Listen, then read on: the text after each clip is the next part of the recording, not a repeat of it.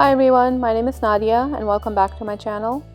So today I'm sharing another easy homemade lunch recipe for you. I make chicken meatballs for kids pretty often. I actually make a few items at home for lunches that you have seen in my videos, and other recipes will be coming up soon, but today we are going to be making mini meatballs.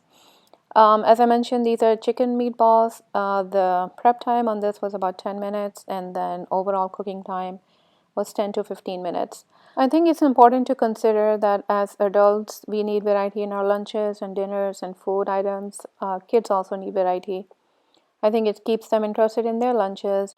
So I try to provide as much variety as I can. And I know there are some frozen options out there, but this way at least I know what I'm putting in the lunch item that I'm making for them. I'm aware of all the ingredients. There are no preservatives.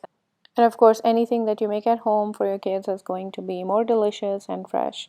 Alright, with that, let's go ahead and jump in the video. I'll show you all the ingredients that you need, and I'll show you step by step how to make it.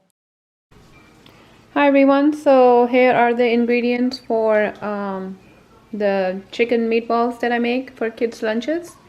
I'll walk you through each one. It's just easier to walk through and talk through this than voiceover.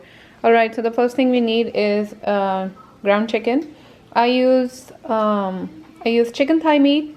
As you can see, it has a little bit of fat, so it's about 20%, maybe 15% fat, and the rest of it is chicken. Chicken thigh itself, the meat itself, is more fatty than chicken breast.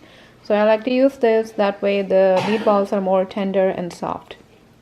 And the little bit of fat you see, it's gonna, you can't really taste it. This fat is so soft that it's gonna melt when you either air fry it or bake it. So that's not gonna be a problem. So this is about 2.5 pounds. We have olive oil. We have some breadcrumbs. I'm gonna use a little bit of breadcrumbs. I have fresh garlic paste. I'm almost out, so I'll have to make another one before I cook again, like in a few days. Anyway, I make garlic paste every 3 to 4 weeks. I use garlic in everything, and a lot of you have asked how to make it. The last time I put up a recipe, this was just fresh garlic, a little bit of olive oil, and then I'll use a little bit of vinegar. So anyway, that should give you some idea. So in the whole bottle I did not use any water. That's important because I want to keep it preserved for the whole 3 to 4 weeks or the month that I use it for. Anyway, that's how I make the garlic paste. If you have garlic powder, you can use that. I have fresh chopped up and washed cilantro. I have coriander and cumin powder that I make in my coffee grinder. And here are what this is coriander, and this is cumin. This is how it looks like. I just make a jar. I just make powder out of these, fill up this jar, and this is good for me for about a month and a half or so.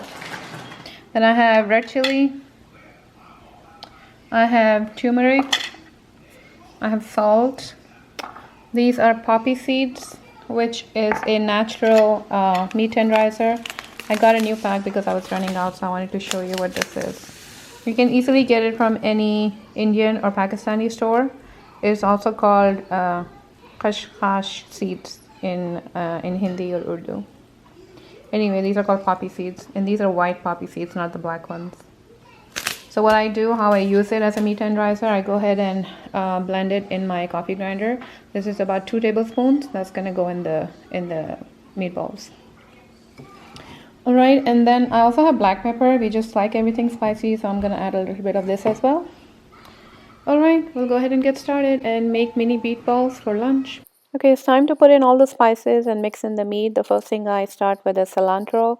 You can add any fresh herbs. It really changes the flavor and elevates the flavor a lot. If you like parsley or basil, that can also be good in the meatballs. Now here I'm adding my breadcrumbs, garlic, the coriander and cumin powder, red chili. You can substitute red chili for black pepper. And then what you saw in the blender was the poppy seeds that gives it, that acts like a natural meat tenderizer. I also add a little bit of oil before I mix it in, and then salt and pepper, black pepper. Now what I'm doing here is, before I mix in the meat, I'm getting a just a tray to put the meatballs in, and I lined it with foil paper, and then I also have oil just to help shape the meatball. I don't use any water when I'm trying to make the meatball shape. I know some people do. I just use oil. That I feel like it also gives a nice coating of oil on the outside of meatball. And the meat itself is pretty soft. If you feel like it's too soft for you to handle and to make meatballs, you can pop it in the fridge for about 15 to 20 minutes and then start making the meatballs. Here I'm showing, trying to focus really hard, but it didn't work. I was showing you the 1 teaspoon measure that I'm using because I'm making mini meatballs. So I'm separating the meat out just so they are the same size, and then I'll start rolling them in the meatball shape.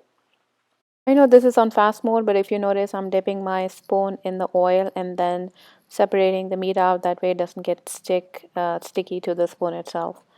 All right, and then also I wanted to mention that I'm gonna leave the recipe for all the ingredients that you need and the measurement below in the description bar. That way you don't have to write down anything.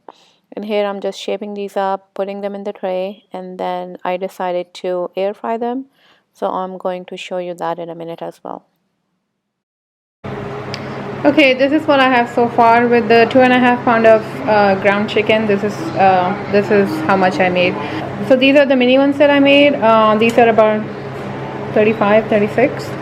I was going to use the entire ground chicken for the mini ones for lunches, but then I realized I don't have the regular ones that I use for my meatball curry. So I just made these a little bigger. Really the same ground beef, the same ingredients. I normally add onion to these, but I didn't add them, which is fine. I mean, they'll taste fine. And I will freeze them raw. So I'll put the plate in the freezer and then put them in a Ziploc. So once they get in the curry, they'll boil and cook. That's just the way I do meatball curry. So these ones I'm gonna cook. You have 2 or 3 options. You can either put the tray in the oven on really high temperature, about 400 degrees for maybe 10 minutes, or you can fry them if you like to fry them. I'm gonna put them in the air fryer and I'll show you how I make them. And in my air fryer, actually let me show you now. So here's my air fryer. As you can see, we use it a lot, so it's dirty. Anyway, okay, there's some crumbs in here from pizza, which is fine. So this is my air fryer, and it has a square container. So this would fit about half of these. I have 35 here, maybe more than half. And I run it on really high temperature. Let me go ahead and put those in and then I'll show you what I do. And since we already have oil on top of each of the meatball, I'm just gonna put a few drops on the bottom. That way the air fryer can really use that oil and crisp the outside of the meatball. Alright, let me put that in and I'll show you the temperature settings. Okay, so I was able to fit most of these. I only have like 10 or 11 left. So the entire tray fit in there. More than half the tray fit in there.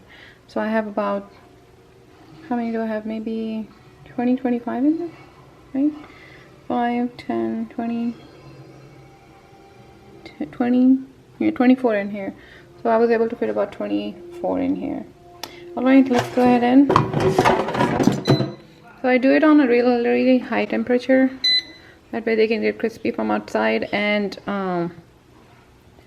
it's a really small meatball. It's chicken anyway, so it's not gonna take too long. I'm gonna start it on 380 for 380. Let's do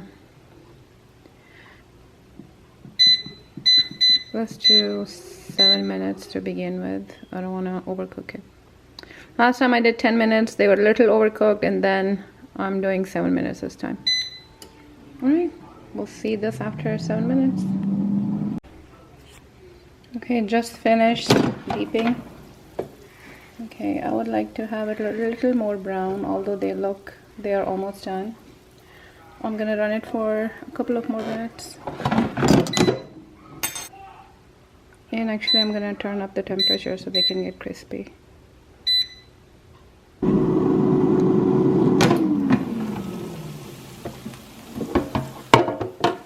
Alright, these look like they're done. The perfect amount of brown meatballs that I want.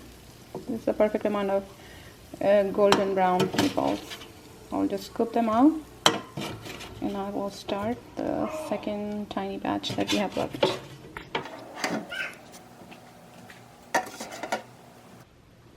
So here they are. They're perfectly golden brown. I don't want to brown it anymore because these are for kids, and I didn't want it to be too crispy from outside. These are tender and done, and I actually tried it, but let me try it for you here. There you go.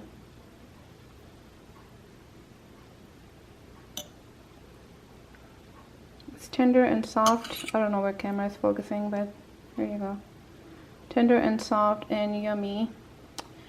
So I use it for a few different options for kids. I use it for just to pack it in their thermos for lunches. I also make spaghetti meatball with that sometimes if they're in the mood, and then you can also make meatball subs. Meatball subs are kind of hard to take for lunch, but you know, you get the idea.